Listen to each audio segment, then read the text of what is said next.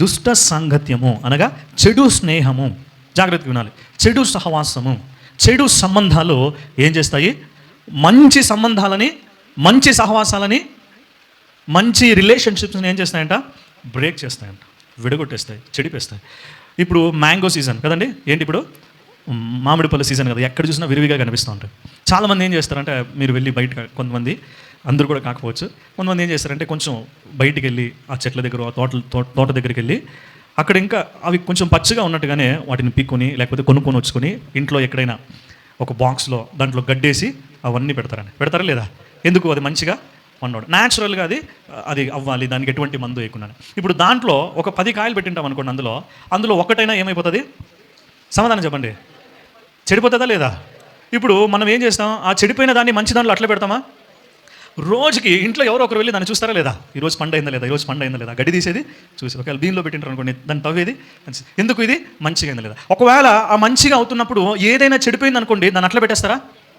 ఎందుకు?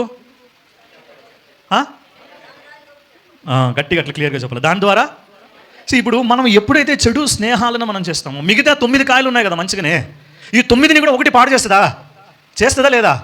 గట్టిగా సమాధానం చెప్పాలి, చేస్తుందా లేదా? ఏం 9 ఉన్నాయి కదా, మేము 9 మంది ఉన్నాం, మేము 100 మంది ఉన్నాం, నీతిమంతులము, పరిశుద్ధులము, పవిత్రులము, ప్రార్థనాపరులము, మేము యోగ్యులుగా ఎంచుకుంటున్నాం. కానీ మన గుంపులోనికి ఎవరైతే చెడు నడత నడుస్తాడో, చెడు మాటలు మాట్లాడతాడో, దేవునికి విరోధమైన కార్యాలు ఎవరైతే ఆ గుంపులోనికి తీసుకొని వస్తారో, ఇప్పుడు ఏమైపోతుంది? అది సమాధానం చెప్పాలి. ఈ మంచంతా ఏమైపోతుంది? ఇప్పుడు చెడిపోతుందా లేదా? మీరు ట్రై చేయండి, ఈరోజు ఒక 10 మ్యాంగోస్ తీసుకోండి, పెట్టండి, అందులో ఒక 1 వీక్ తర్వాత చూడండి, అందులో ఒకటి చెడిపోయింటే ఆ వైరస్ అనేది ఏమవుతుంది? అది ఏం చేస్తుంది? అది దాన్ని అంతటిని కూడా, ఈ వైరస్లో ఈరోజు కుటుంబాల్లో, మందిరాల్లో చాలా ఉన్నాయి. ఏంటి?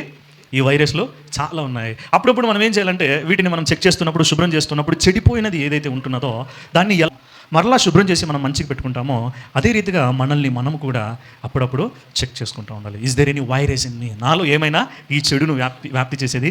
ఎందుకంటే మనకు తెలియదు, నేను స్ట్రాంగ్గా ఉన్నాను, I'm very strong, I'm very powerful, a prayerful women, a prayerful man, నేను చాలా ప్రార్థనాపరుని, నేను బాగా ప్రార్థన చేసుకుంటాను, నేను చాలా యోగ్యుని, ఎంతమంది వచ్చినా నాకేం కాదులే అనుకుంటే, ఇది ఎక్కడో తెలియకుండా నీ అంతరంగంలో ఈ వైరస్ అనేది ఏం చేస్తుంది?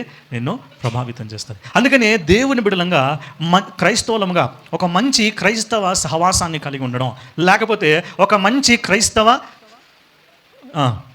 సాన్నిధ్యం కలిగి ఉండడం, సాంగత్యం కలిగి ఉండడం చాలా చాలా ఇంపార్టెంట్.